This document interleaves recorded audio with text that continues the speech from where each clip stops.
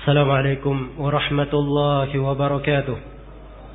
إن الحمد لله نحمده ونستعينه ونستغفره ونعوذ بالله من شرور أنفسنا وسيئات أعمالنا. من يهده الله فلا مضل له ومن يضلل فلا هادي له. أشهد أن لا إله إلا الله وحده لا شريك له وأشهد أن محمدا عبده ورسوله. يا أيها الذين آمنوا اتقوا الله حق تقاته ولا تموتن إلا وأنتم مسلمون.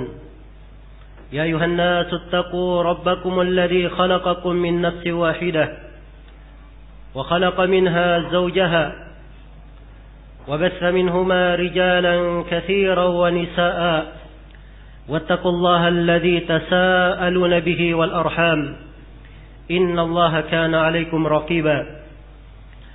يا أيها الذين آمنوا اتقوا الله وقولوا قولا سديدا يصلح لكم أعمالكم ويغفر لكم ذنوبكم ومن يطع الله ورسوله فقد فاز فوزا عظيما. أما بعد فإن أصدق الحديث كتاب الله وخير الهدي هدي محمد صلى الله عليه وعلى آله وسلم وشر الأمور محدثاتها فإن كل محدثة بدعة وكل بدعة ضلالة وكل ضلالة في النار.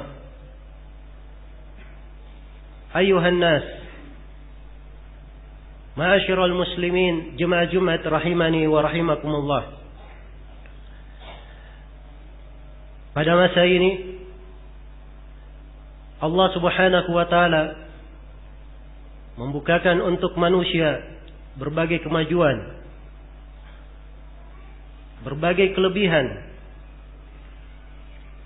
yang belum pernah tercatat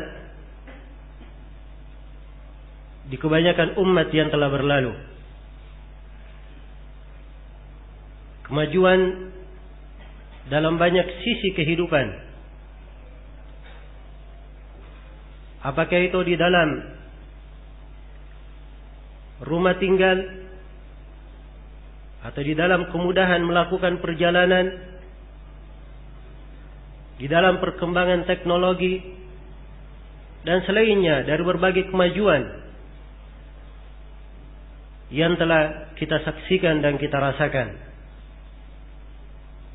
Namun kalau kita mundur dan melihat kepada sejarah, ternyata kita menemukan bahwa manusia yang hidup di masa ini, kebanyakan dari mereka tidaklah lebih tenang dari banyak umat yang telah lalu. Tidak pula lebih sejuk, lebih menikmati hidupnya dari sekian umat yang telah berlalu itu. Padahal fasilitas dan kelebihan banyak di tengah kita. Ini semuanya harus kita melihat kepada sebab yang menyebabkan fasilitas yang sedemikian banyak menjadi hal yang kurang berarti, hal yang kurang membawa ketenangan dan kebahagiaan untuk banyak dari manusia di masa ini. Dan itu semuanya adalah pembahasan berkaitan dengan keberkahan dari Allah Subhanahu wa taala. Sesuatu yang diberkahi, kalau dia sedikit, maka yang sedikit itu akan bisa menjadi banyak dan mencukupi, bahkan lebih. Tapi hal yang tidak diberkahi, walaupun itu banyak, tetapi tidak akan memberikan kecukupan dan ketenangan bagi orang yang mendapatkannya. Dan berkah itu sendiri adalah thubutul khairil ilahi fi syai', ketetapan kebaikan ilahi pada sesuatu. Dan berkah itu juga kadang bermakna tambahan dan diperluasnya kebaikan pada sesuatu. Jadi keberkahan, kadang adanya kebaikan yang ditetapkan pada sesuatu itu, dan kadang diluaskannya, dilapangkannya kebaikan di dalam sesuatu tersebut. Itulah keberkahan. Itulah keberkahan. Dan ini adalah hal yang kita saksikan di kehidupan manusia. Di antara manusia ada yang bergelimang dengan harta, tapi seakan-akan hartanya tidak pernah mencukupinya. Ia tidak mendapatkan kebahagiaan di dalamnya, apalagi mendekatkan dirinya kepada Allah. Dan di antara manusia ada yang diukuran kebanyakan orang adalah orang yang kekurangan. Sedikit penghasilannya, tapi ia tidak pernah berkeluh kesah kepada manusia. Seakan-akan yang sedikit itu mencukupi segala keperluannya di dalam kehidupannya. Maka inilah perbedaan di dalam berkah yang Allah Subhanahu wa taala berikan kepada seorang hamba. Keberkahan adalah suatu hal yang dituntut untuk dicari.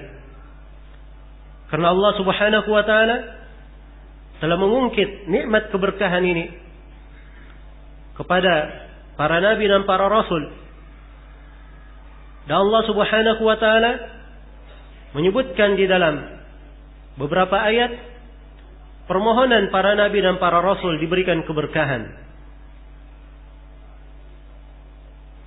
Dan juga diterangkan dan dimaklumi bagaimana dari sifat syariat Islam penuh dengan keberkahan dari banyak sisi, sehingga kadang umat ini melakukan sebuah amalan itu lebih baik berlipat ganda dari umat-umat yang telah lalu di dalam amalannya. Di antara satu contoh misalnya, apabila di antara umat ini ada yang sakit atau melakukan perjalanan, dan biasanya dia melakukan amalan salih, maka amalan salihnya ini sepanjang ia terhalang oleh udzur perjalanan dan udzur sakit, amalan salih itu tercatat untuknya. Sebagaimana telah syah di dalam hadits Abi Musa al-Asy'ari yang diriwayatkan oleh Imam al-Bukhari, "Idza marida al-abdu aw safar, kutiba ma kana ya'maluhu muqiman sahiha."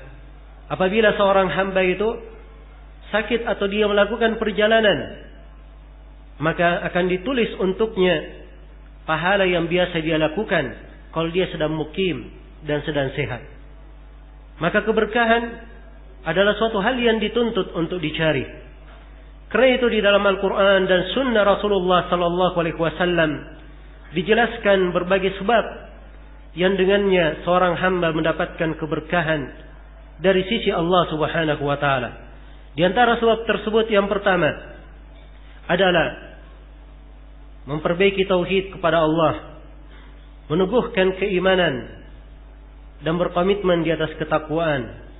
Allah Subhanahu wa taala berfirman, "Walau anna ahlal qura amanu wattaqau lafatahna 'alaihim barakatin minas sama'i wal ard, walakin kadzdzabu fa akhadnahum bima kanu yaksibun." Andai kata penduduk negeri beriman dan bertakwa, keimanan terkandung di dalamnya makna tauhid. Bahkan keimanan itu seluruhnya adalah tauhid. Apabila mereka beriman dan bertakwa, pasti kami akan bukakan untuk mereka berkah-berkah dari langit dan bumi. Akan tetapi mereka mendustakan, maka kami pun menyiksa mereka karena perbuatan mereka sendiri. Dan Allah Subhanahu wa taala berfirman, "Wa may yattaqillaha yaj'al lahu makhrajan wa yarzuqhu min haitsu la yahtasib." Barang siapa yang bertakwa kepada Allah, Allah akan adakan untuknya jalan keluar, dan ia akan diberi rezeki dari arah yang tidak pernah dia sangka. Dan Allah Subhanahu wa taala berfirman menjelaskan bagaimana kebaikan orang yang menunaikan perintah, "Wa'mur ahlaka bis-salati wastabir 'alaiha, la nas'aluka rizqan nahnu narzuquk." Perintahlah keluargamu untuk menegakkan salat dan bersabarlah engkau di dalam memerintah tersebut. Kami tidak meminta rezeki kepadamu, kamilah yang memberi rezeki untukmu. Kemudian sebab yang kedua yang mendatangkan keberkahan adalah beramal dengan sunnah dan tuntunan Rasulullah sallallahu alaihi wasallam. Karena itu disebutkan keberkahan orang yang masuk rumahnya dia dengan membaca doa, orang yang makan dan minum dengan membaca basmalah, orang yang menerapkan sunnah, dia makan bersama, maka Rasulullah sebutkan yubarik lahum fihi, akan diberkahi untuk mereka di dalam hal tersebut. Sehingga disebutkan makanan satu orang cukup untuk dua, dan makanan dua orang cukup untuk 4 orang, dan makanan 4 orang cukup untuk 8 orang. Dan ini adalah keberkahan. Iya. Dan banyak lagi sisi-sisi penerapan sunnah Rasulullah sallallahu alaihi wasallam apabila dilakukan oleh seorang hamba, itu akan membawa keberkahan untuk dirinya. Kemudian yang ketiga dari sebab yang mendatangkan keberkahan adalah menuntut ilmu agama. Allah Subhanahu wa taala menyebutkan sifat Nabi Isa alaihi salam di dalam firman-Nya, "Wa ja'alani mubarakan aina ma kuntu." Nabi Isa berkata, dan saya dijadikan oleh Allah sebagai orang yang berberkah dimanapun saya berada. Kata para ulama, berberkah dimanapun ia berada, yaitu dengan mengajarkan kebaikan, berdakwah kepada Allah, mengajak manusia kepada kebaikan tersebut. Karena itu, siapa yang mengajak kepada kebaikan, Rasulullah bersabda, "La yahdiyallahu bika rajulan wahidan khairul laka min humrin na'am." Andai kata Allah memberi hidayah kepada seseorang disebabkan karena engkau, maka itu lebih baik bagimu dari unta-unta merah. Maksudnya itu lebih baik bagimu dari segala dunia, segala yang termahal dan terbaik di dunia ini. Lebih baik daripada dunia dan seisinya. Demikian hadis Sahal bin Sa'ad As-Sa'idi yang diriwayatkan oleh Bukhari dan Muslim.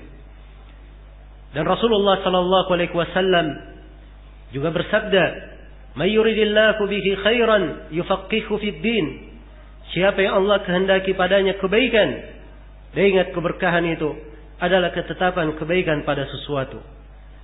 Siapa yang Allah kehendaki padanya kebaikan, Allah akan buat dia faqih, paham di dalam agamanya. Maka ilmu agama adalah termasuk keberkahan yang sangat besar bagi seorang hamba di dalam segala sisi kehidupannya. Kemudian yang keempat dari sebab keberkahan adalah mengambil harta dari sumber yang halal. Di dalam hadits Abu Sa'id Al-Khudri yang diriwayatkan oleh Al-Bukhari dan Muslim, Rasulullah sallallahu alaihi wasallam bersabda, "Faman ya'khudh malan bihaqqihi yubarak lahu fihi." Siapa yang mengambil harta dengan haknya, maksudnya dengan cara yang benar dari sumber yang halal, maka akan diberkahi untuknya. "Wa man ya'khudh malan bighairi haqqihi famathaluhu kamathalil ladzi ya'kul wa la yashba."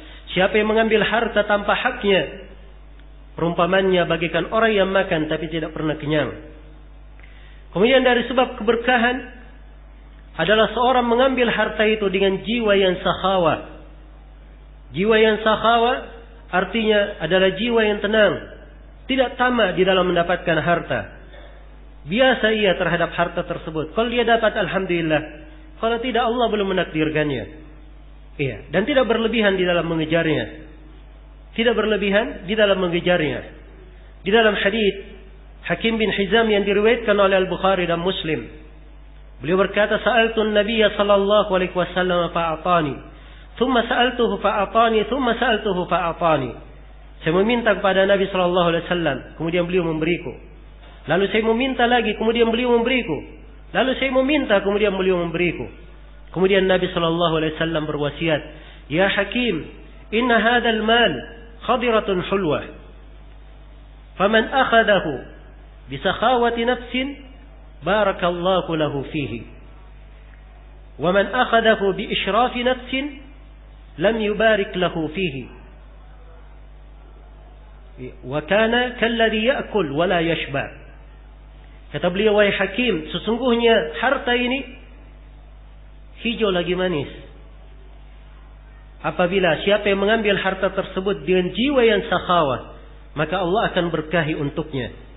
Dan siapa yang mengambilnya dengan jiwa yang berlebihan, maka Allah tidak akan memberkahinya, dan perumpamannya bagikan orang yang makan tetapi tidak pernah kenyang.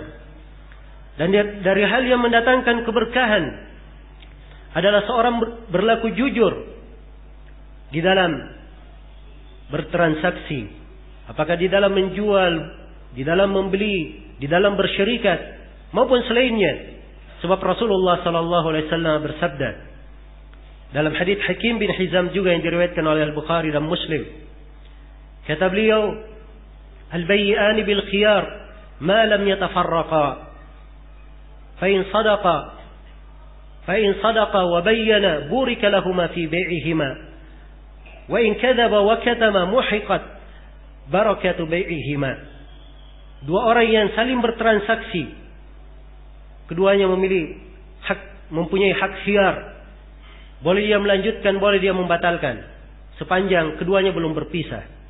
Kemudian Nabi terangkan, kalau dia jujur, berlaku jujur dalam transaksinya, transparan, maka Allah akan memberkahi transaksi antara keduanya. Kalau keduanya dusta dan saling menyembunyikan, maka akan dihapus, dihilangkan keberkahan transaksi mereka berdua. Kemudian dari sebab yang mendatangkan keberkahan adalah seorang hamba ridha terhadap apa yang Allah Subhanahu wa taala berikan untuknya. Di dalam hadits salah seorang sahabat dari Bani Sulaim, diriwayatkan oleh Imam Ahmad dan Al-Baihaqi, Rasulullah sallallahu alaihi wasallam bersabda, Inna Allah yabtali 'abdahu bima a'tah. Sungguhnya Allah menguji hambanya terhadap pemberian yang Allah berikan kepadanya. Faman radiya bima qasamahu Allah, barakallahu lahu fihi wa wassa'ah.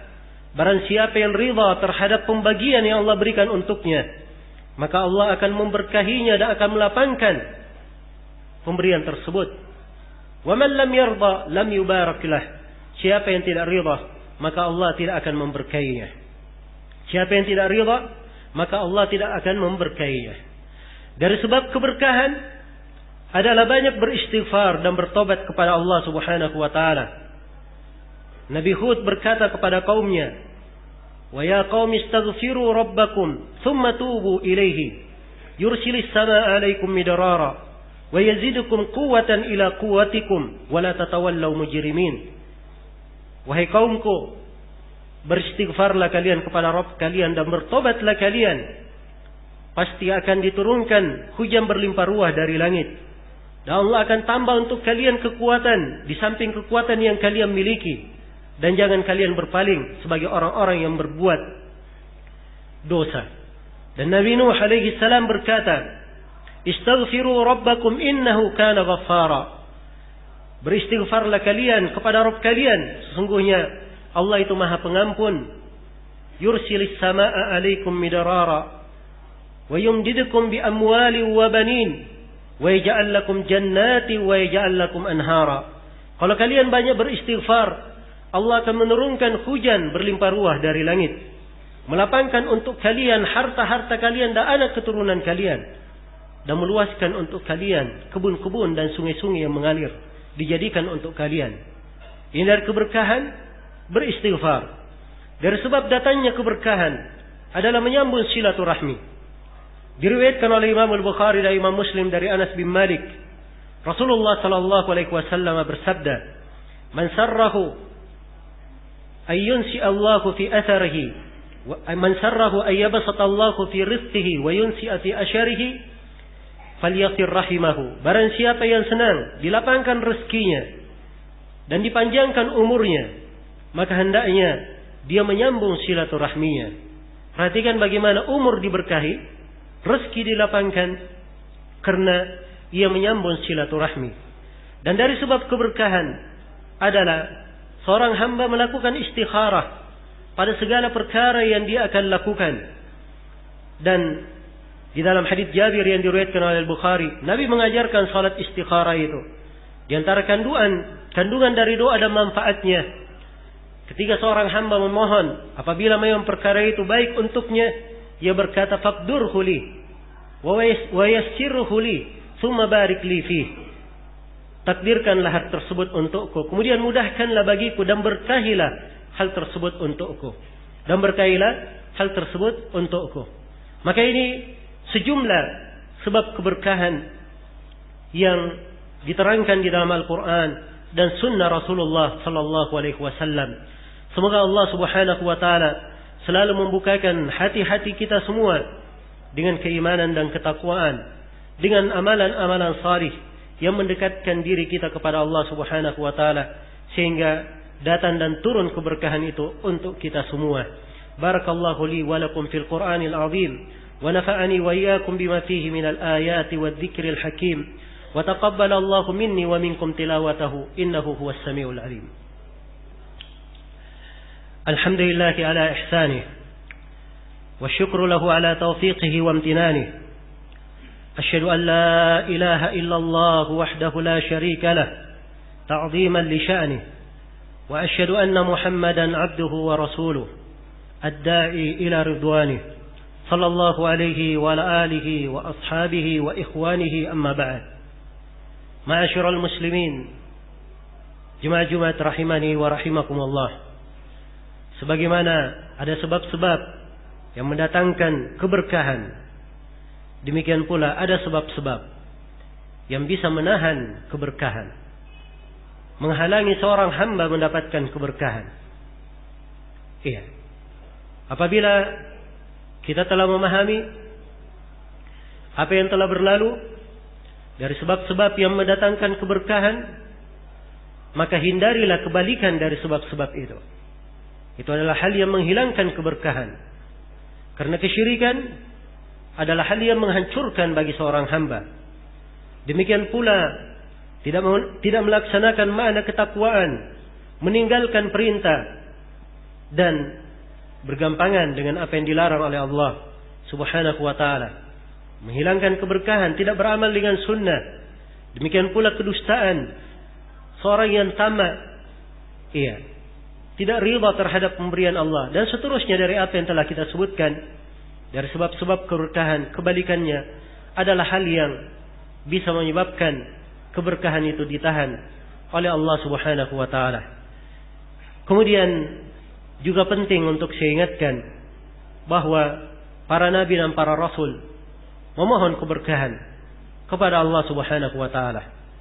Dan Rasulullah sallallahu alaihi wasallam mendoakan sejumlah sahabat agar supaya diberi keberkahan. Beliau berkata untuk Anas bin Malik, Allahumma akthir malahu wa waladahu wa barik lahu fima a'taitah. Ya Allah, berkahilah hartanya dan berkahilah anaknya, anak keturunannya, dan berkahilah, perbanyaklah anak dan hartanya, dan berkahilah apa yang kau berikan kepadanya. Anas bercerita bahwa harta beliau sangat banyak, dan anak bersama cucunya sudah lebih dari 100. Itu keberkahan dari doa Rasulullah sallallahu alaihi wasallam. Dan di dalam Sahih Al-Bukhari dari seorang sahabat yang bernama Urwah, beliau dipesani oleh Nabi, diamanahi oleh Nabi untuk membeli seekor kambing sebagai udhiyah. Maka Urwah pun berangkat membeli dengan membawa 1 dinar yang diberikan oleh Nabi sallallahu alaihi wasallam. Begitu sampai di pasar, maka dengan 1 dinar tersebut Urwah radhiyallahu anhu membeli 2 ekor kambing. Kemudian kambing yang satunya beliau jual lagi dengan harga 1 dinar. Sehingga beliau kembali kepada Rasulullah sallallahu alaihi wasallam mengembalikan 1 dinar milik Rasulullah, dan beliau sudah membawa kambing yang dipesankan untuk beliau. Maka Nabi pun mendoakan Urwah, Allahumma barik lahu fi safqati yadih. Ya Allah, berkahilah dia pada perniagaan yang dia perjalankan oleh tangannya. Maka disebutkan bahwa Urwah radhiyallahu taala anhu tidaklah beliau berdagang apapun kecuali beliau beruntung. Bahkan kalau beliau menjual tanah sekalipun, pasti beliau selalu beruntung di dalam perniagaannya. Maka seorang hamba hendaknya banyak berdoa kepada Allah Subhanahu wa taala, diberikan keberkahan pada umurnya, pada ilmu pengetahuan yang dia ketahui, pada hartanya, pada keluarganya, pada anak-anaknya, pada masyarakatnya, pada bumi yang dia pijak, agar supaya ia selalu berada di dalam kesejukan dan ketenangan di dalam kehidupannya, hal yang mendekatkannya kepada Allah Subhanahu wa taala. Semoga Allah Subhanahu wa taala mengokohkan kita semua di atas keislaman dan sunnah Rasulullah sallallahu alaihi wasallam, dan membukakan untuk kita semua segala sebab yang menjadi sebab datangnya keberkahan dari Allah Subhanahu wa taala, dan semoga Allah Subhanahu wa taala menghindarkan kita semua dari segala hal yang dibenci dan dimurkai oleh Allah Subhanahu wa taala. Innahu waliyyu dzalika wal qadiru alaih. Aqulu ma tasma'un. Subhanakallahumma wa bihamdik asyhadu an la ilaha illa anta astaghfiruka wa atubu ilaik. Wa akhiru da'wana anil hamdulillahi rabbil alamin.